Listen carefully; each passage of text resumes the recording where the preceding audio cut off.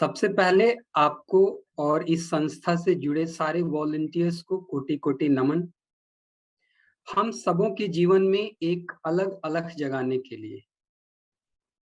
मैं पिछले 2 वर्षों से आपको सुन रहा हूँ, जिसकी वजह से अंदर से एक अलग आवाज़ आती है। आचार्य जी, मेरा प्रश्न संबंध, धर्म, कर्म और सत्य इन सारी से मिश्रित है। मेरे पिताजी को नशे की आदत है, जिसके वजह से वो हमारी सारी पैतृक संपत्ति बेच दिए हैं।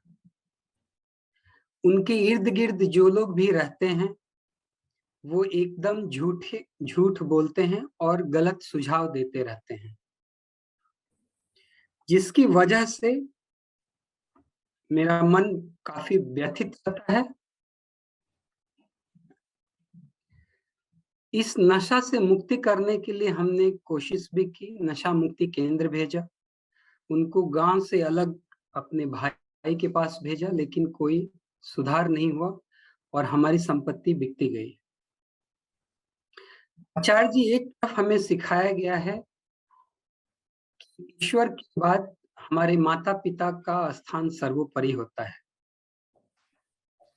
आचार्य जी, चूँकि मेरे नज़र में मेरे पिता झूठ बोलते हैं और अधर्मी हैं, अब मैं उनसे बात भी नहीं करता हूँ और कोशिश करता हूँ कि अपने काम में व्यस्त रहूँ, ताकि मेरे ऊर्जा का क्षीण ना हो सके। ये सोचकर कि हमारी सारी प्रॉपर्टीज़ बिक चुकी हैं, मन बार-बार व्यथित होता है और मेरी ऊर्जा क्षीण होते रहती है। मेरा मन काफ़ी द्वंद में रहता है, संबंध चूँकि ये मेरे माता-पिता हैं, तो हमारा धर्म, कर्म क्या होना चाहिए जब हमें ये पता है कि झूठ क्या है और सच क्या है? कृपया मार्गदर्शन करें। धन्यवाद। देखो, जिनसे शरीर पाया है और परवरिश पाई है, उनका ख्याल तो रखना ही चाहिए।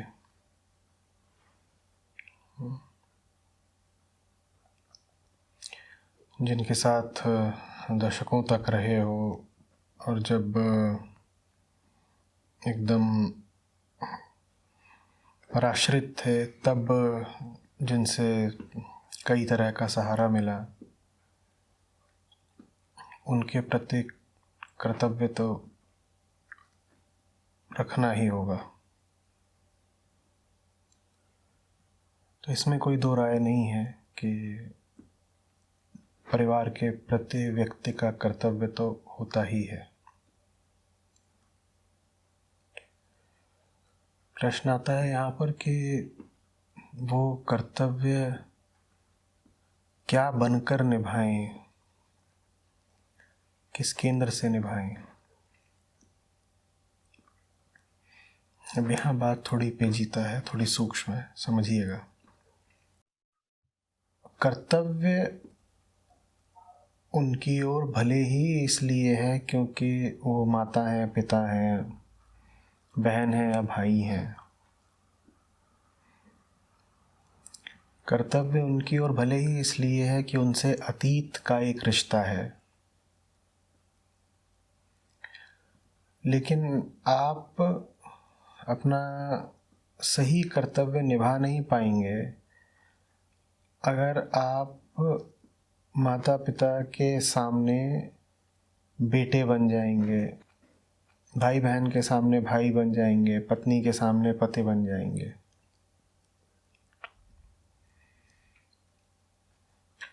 तो यदि बेटे का कर्तव्य निभाना है तो पिता को पिता की तरह नहीं, व्यक्ति की तरह देखना होगा। मित्र का कर्तव्य निभाना है तो भी मित्र को मित्र की तरह नहीं, व्यक्ति की तरह देखना होगा। पति का निभाना है तो पत्नी को पत्नी की तरह नहीं, मनुष्य की तरह देखना होगा।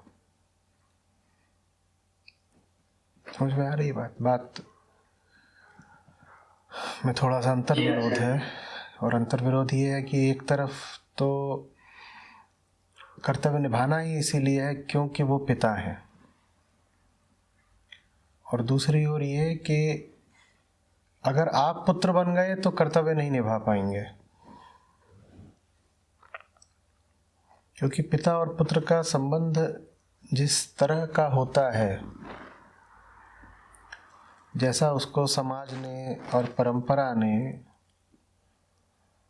एक ढर्राबद्ध तरीके से परिभाषित कर रखा है,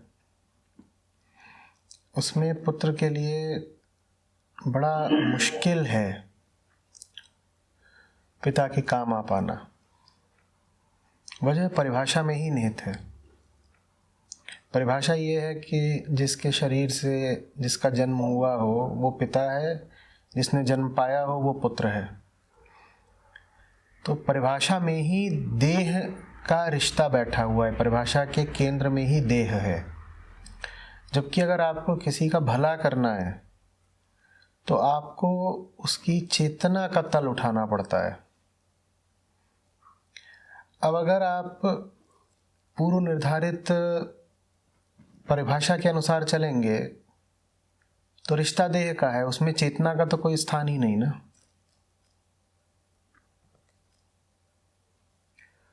और उस देह के रिश्ते में ये पहले से ही तय है कि कौन ऊपर है कौन नीचे है। एक देह है जो दूसरी देह से आ रही है, जिससे देह आ रही है वो सम्मान का पात्र है, जिसको देह मिल रही है वो स्नेह का पात्र है। बड़ी देह छोटी देह, वरिष्ठ देह कनिष्ठ देह,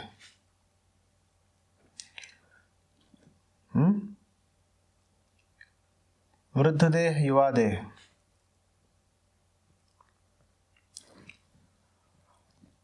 अधिक उम्र की देह कम उम्र की देह। वहां तो संबंध पहले से ही स्थापित है और उस संबंध में ये संभावना बहुत कम है कि जो कनिष्ठ है और जो कम उम्र का है वो उसकी कुछ मदद कर पाए, जो ज्यादा उम्र का है, जो पहले आया, जो पिता कहलाता है। यही वजह है कि पिताओं को पुत्रों से अक्सर सहायता नहीं मिल पाती। उन्हें इस तरह की सहायता मिल सकती है कि दवाई दे दी, रुपया पैसा दे दिया, शारीरिक देखभाल कर दी, अस्पताल ले गए, इस तरह की उन्हें मदद मिल सकती है। पर बहुत कम देखने को मिलेगा कि कोई बेटा अपने बाप की चेतना को शुद्ध कर पाया हो, क्योंकि रिश्ता ही देह का है ना। और बेटा भी यही मान रहा है कि जो सामने है उससे मेरा देह का रिश्ता है। पिता है वो भी बेटे को ऐसे ही देख रहा है कि मेरे सामने ये वो है जो मेरी देह से उत्पन्न हुआ है। जब ये रिश्ता इस तरह से निर्धारित कर दिया गया है तो इसमें जो बेटा है वो बाप को चेतना के स्तर पर संबोधित कर ही नहीं पाएगा। यही बात पति पत्नी के रिश्ते पर भी लागू होती है। वो भी आरंभ में पूर्णतया देह का रिश्ता होता है। इसलिए बड़ा मुश्किल होता है कि कोई पति किसी पत्नी को ज्ञान समझा पाए या कोई पत्नी अपने पति में चेतना का संचार कर पाए। देहगत जितनी भी क्रियाएं हो सकती हैं वो सब आपस में कर सकते हैं। वो एक दूसरे में वासना का संचार कर सकते हैं क्योंकि वासना का संबंध देह से है, पर वो एक दूसरे में चेतना का संचार नहीं कर पाते क्योंकि रिश्ता ही परिभाषित है देह के तल पर। तो जिन के साथ आप भलाई करना चाहते हो, सबसे पहले तो उनसे आपका जो भी शरीरगत संबंध हो उसको भुला दीजिए। भूल जाइए कि सामने जो व्यक्ति है वो पिता है कि माँ है, भाई है, बहन है, कोई भी और संबंधी है या पति पत्नी है। भूल जाइए बिल्कुल। उसे बस व्यक्ति की तरह, मनुष्य की तरह देखिए और फिर आपको पता चलेगा कि काम आसान हो गया है। क्योंकि व्यक्ति सब लगभग एक जैसे होते हैं वृत्तियों के तल पर। कोई व्यक्ति अनूठा नहीं होता। दुनिया की सारी आबादी लगभग एक जैसी है अगर आप लोगों से संबंधित होकर उन्हें न देखें। आपके सामने चिड़ियों का एक झुंड जा रहा होता है, आपके लिए ये देखना बहुत आसान है कि वो सब चिड़िया आपके लिए लगभग एक बराबर है। चिड़िया उड़ रही हैं, बहुत सारी हैं। आप ये तो नहीं कहते ना कोई चिड़िया खास है, और तब आसान हो जाता है। लेकिन बहुत सारे मनुष्य जा रहे हों, उन मनुष्यों में कुछ आपके संबंधी हों, आप ये नहीं कह पाते कि सब एक जैसे हैं, जबकि हैं वो सब एक जैसे ही। सब एक जैसे हैं और सबकी वृत्तियां और समस्याएं भी एक जैसी हैं। बहुत साधारण सी होती हैं हमारी समस्याएं, लेकिन उन साधारण समस्याओं का भी आप इलाज नहीं कर सकते अगर सामने वाला व्यक्ति आपके लिए असाधारण है। चिकित्सक भी अक्सर अपने नात संबंधियों की सर्जरी वगैरह नहीं करते, भले ही वो एक साधारण सी प्रक्रिया हो, भले ही उस सर्जन ने पहले वैसी सैकड़ों सर्जरी कर रखी हो, लेकिन अपने ही बेटे या बेटी की अगर सर्जरी करनी हो तो वो नहीं करेगा, वो किसी और डॉक्टर के सुपुर्द कर देगा, क्योंकि सर्जरी साधारण थी, रिश्ता असाधारण हो गया है। अब वो जो सामने है वो व्यक्ति नहीं है, साधारण मरीज नहीं है, वो खास हो गया। जब कोई आपके लिए खास हो जाता है तो आप उसका इलाज नहीं कर सकते। जब कोई आपके लिए खास हो जाता है तो आप उसके किसी काम के नहीं रह जाते। ये बात आपको सुनने में विचित्र लगेगी, क्योंकि जब हमारे लिए कोई खास हो जाता है तो हम तो कहते हैं अब हम इसके लिए सब कुछ कर सकते हैं। जब कोई आपके जीवन में विशेष स्थान ले लेता है तो आप कहते हैं कि अब तो ये दुनिया से अनूठा निराला हो गया मेरे लिए, मैं चांद तारे उतार दूंगा इसके लिए। लेकिन सच्चाई इसके बिल्कुल विपरीत है। जैसे ही कोई आपके लिए खास हो जाता है, आप उसके लिए बिल्कुल निरर्थक और अनुपयोगी हो जाते हैं। मैं चेतना के स्तर पर बात कर रहा हूं। हाँ, कोई आपके लिए खास हो गया हो और खास होने के कारण आप उसे रुपया पैसा देना शुरू कर दें, वो अलग बात है कि मेरा उससे खास रिश्ता है तो मैं उसको रुपया पैसा देता हूँ, मेरा उससे खास रिश्ता है तो मैं उसके साथ समय बिताता हूँ, मेरा उसके साथ खास रिश्ता है तो कोई भी और चीज़ हो सकती है, उसके साथ मैंने घर बसा लिया, उसके साथ बैठ के मैं खाना खाता हूँ, उनके मैं चरण स्पर्श करता हूँ, वो मेरे लिए खास है तो उससे देहगत सुख का आदान प्रदान होता है। ये सब हो सकता है जो आपके लिए खास हो गया हो, ये सब शारीरिक तल की बातें हैं, ये संभव है। लेकिन जो आपके लिए खास हो गया, अब आप उसके लिए बिल्कुल व्यर्थ हो गए हैं चेतना के तल पर। अब आप उसे ना कुछ बता पाएंगे, ना सिखा पाएंगे, ना सुधार पाएंगे।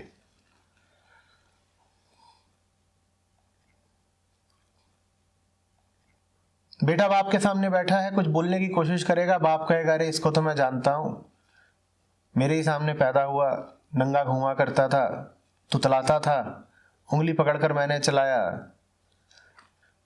ऐसे आम मैंने बताया, ये मुझे क्या सिखाएगा। और बेटा भी जब बाप को कुछ बता रहा होगा तो उसके पास भी अतीत की स्मृतियां हैं और रिश्तों के बंधन हैं, वो भी उन्हीं स्मृतियों के पीछे से पिता को देखेगा, तो पिता की सच्चाई बहुत धुंधली नजर आएगी, उसको कुछ जान नहीं पाएगा। सही बात तो ये है कि हम जो लोग हमसे असंबंधित हैं दुनिया में, जिनसे हमारा कोई रिश्ता नाता नहीं है, उनको हम भले ही जान लें, लेकिन सबसे कम हम उनको जानते हैं जो लोग हमारे बिल्कुल निकट के होते हैं। क्योंकि कुछ भी जानने के लिए जाने वाले विषय से कुछ दूरी होनी आवश्यक है। वो अगर दूरी नहीं है तो आप कुछ जान ही नहीं सकते। दूरी चेतना के तल पर ही हो सकती है। देह तो जुड़ी ही हुई है, आपके शरीर में जैविक सामग्री आपके पिता की है, देह तो जुड़ी ही हुई है। दूरी तो चेतना में ही हो सकती है। वो दूरी बनानी बहुत ज़रूरी है, और मैं उसी की इसीलिए बार बार बात कर रहा हूँ। एक बार आपने वो दूरी बना ली, फिर मदद करना, उपचार करना आसान हो जाता है। आसान इसलिए हो जाता है, जैसा थोड़ी देर पहले कहा, क्योंकि समस्याएं तो सबकी साधारण ही होती हैं। कौन सी साधारण समस्याएं होती हैं सबके साथ? काम, क्रोध, मद, मोह, भय, लोभ, यही तो होता है और क्या? माया, मात्सर्य, इनके अलावा और कोई समस्या होती है कभी किसी की? सिर्फ यही समस्याएं होती हैं, और सिर्फ यही समस्याएं होती हैं तो इनको संबोधित भी किया जा सकता है, सुलझाया जा सकता है। सब में सुलझाया जा सकता है, उनमें नहीं सुलझाया जा सकता जो लोग आपके निकट के हैं। उनमें सुलझाने की कोशिश करेंगे, बड़ी असफलता लगेगी। लोग शिविर से वापस जाते हैं, सबसे पहले वो अपने घर वालों पर प्रयोग करने लगते हैं, उन्हें कुछ बताना चाहते हैं, समझाना चाहते हैं, और मुंह की खाते हैं। कोई नहीं सुनना चाहता, नहीं सुनेंगे लोग, क्योंकि आप बड़े भ्रम में हैं। आपने देह के रिश्ते को चेतना का रिश्ता समझ लिया। हमने देह के रिश्तों को गौरवान्वित कर रखा है, तो हमें लगता है कि जैसे इनमें बहुत दम है, कोई बहुत विशेषता है, खासियत है या सच्चाई है। आप अपने मित्रों को जरा भगवत गीता पढ़ा कर देखिए, कितना पढ़ते हैं वो आपके सब जो यार हैं। जब महफिल अगली बार सजे तो उनके साथ बैठिए और कहिए चलिए भगवत गीता पढ़ेंगे, फिर देखिए कि दोस्ती का क्या होता है। वो रिश्ता कभी चेतना के तल पर बना ही नहीं था, तो जैसे ही आप उसमें चेतना की बात करेंगे रिश्ता ही टूट जाएगा। लेकिन अगर आप वास्तव में उनके मित्र हैं और उनका कल्याण चाहते हैं तो आपको चेतना की बात करनी ही होगी, चाहे वो मित्र हो, चाहे पिता हो, चाहे बंधु हो। आसान नहीं होगा, आसान नहीं होगा। लेकिन आपको करुणा की दृष्टि से पिता को इंसान की तरह देखना होगा और कहना होगा ये इंसान कैसा है, कौन सी चीज़ है जो इसको विवश कर रही है कि ये अपनी संपत्ति वगैरह बेच दे, शराब पिए, जो भी उनमें दुर्गुण है, ऐब हैं, आपने जो भी बताए कि जुआ खेलना या जो भी आप बेहतर जानते होंगे, वो ये सब क्यों कर रहे हैं? क्योंकि स्वभाव तो सभी का सरलता है, स्वभाव तो सभी का बोध है। कौन से प्रभाव हैं इनके मन पे, जीवन में कौन सी छाया है इनके अतीत में जिससे ये अभी उबर नहीं पा रहे हैं। बिल्कुल व्यक्ति की तरह उन्हें देखना होगा, व्यक्ति की तरह देखना होगा और उन सब बातों पर विचार करना होगा जिन पर एक पुत्र आमतौर पर कर नहीं पाता। देखिए, सुनने में थोड़ा विचित्र लग सकता है, लेकिन जब आप पिता को व्यक्ति की तरह देखेंगे तो आपको अपनी माता को उस व्यक्ति की पत्नी की तरह देखना होगा। आपके लिए थोड़ा मुश्किल होगा, क्योंकि माँ बेटे का रिश्ता विशेष होता है। माँ को किसी की पत्नी की तरह देखना हमारे लिए थोड़ा कठिन होगा, लेकिन अगर आप वास्तव में पिता की सहायता करना चाहते हैं तो आपको ये करना पड़ेगा। आपको कहना पड़ेगा ये व्यक्ति कैसा था, इसकी युवावस्था कैसी थी, इसका विवाह कैसा हुआ, इसकी पत्नी कैसी आई, पत्नी के साथ इसका संबंध कैसा था, क्यों अभी ये इस हालत में आ गया है कि घर द्वार, रुपया पैसा, जमीन जायदाद, संपत्ति सब बेच करके बस नशा करता है और झूठ भी बोलता है। और आपने कहा अधर्मी है। अधर्मी कोई क्यों होता है? अधर्म में तो दुख ही होता है ना। कोई अधर्म का दुख क्यों उठा रहा है? सिर्फ शिकायत करने से या किसी को दोषी ठहरा देने से नहीं होगा। पूरा समझना पड़ेगा कि बात क्या है अंदर तक जा करके, और वो चीज़ आप तभी समझ सकते हैं जब आप में एक वस्तुनिष्ठता हो, एक ऑब्जेक्टिविटी हो। बार बार अगर आपको ये ख्याल आ गया कि आप अपने पिता के बारे में सोच रहे हैं, माँ के बारे में सोच रहे हैं, दादा के बारे में सोच रहे हैं, भाई बहनों के बारे में सोच रहे हैं, तो आप जो देख रहे हैं वो चीज़ धुंधली हो जाएगी, आपके निष्कर्ष सारे खराब हो जाएंगे, आपका अवलोकन बिगड़ जाएगा।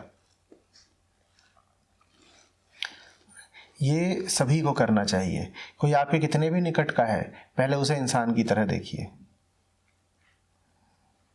फिर बातें सब साफ होने लग जाती हैं।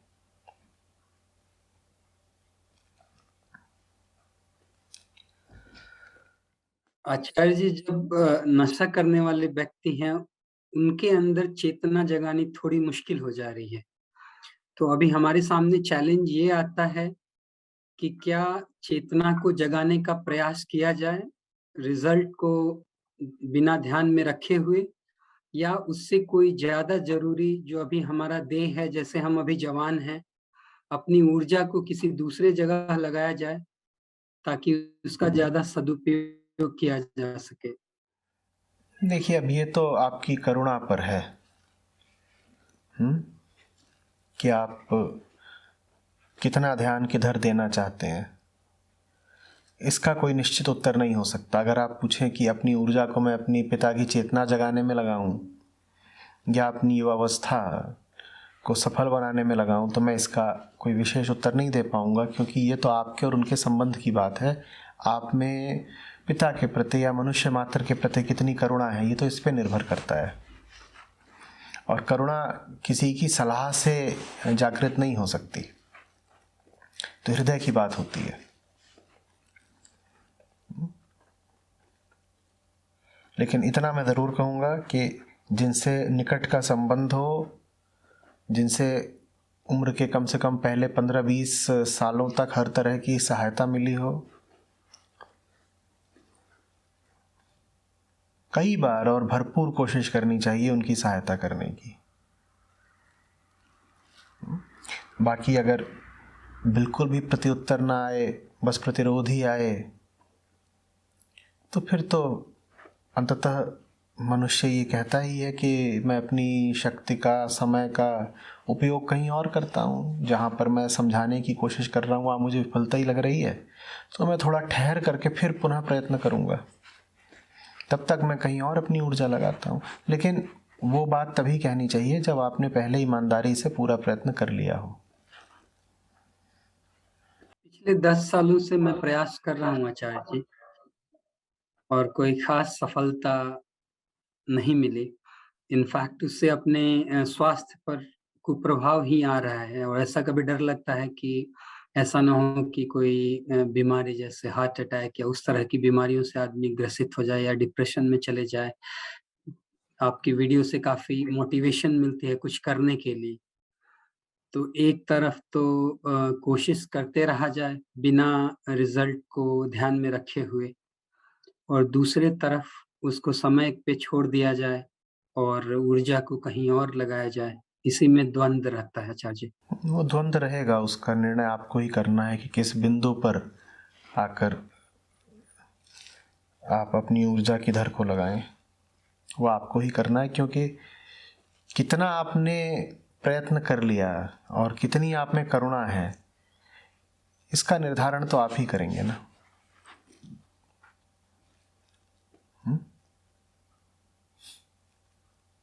धन्यवाद आचार्य।